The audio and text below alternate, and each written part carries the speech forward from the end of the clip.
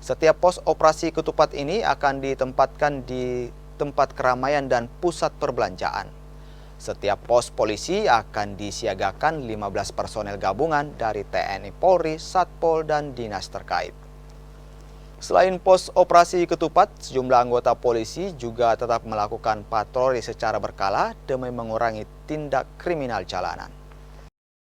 Untuk kegiatan pemudik yang pada akhir-akhir ini sudah meningkat, dan saya harapkan untuk warga Makassar yang khususnya melaksanakan mudik agar yang pertama kunci kendaraan dengan baik, bila mana perlu beri tambahan pengamanan.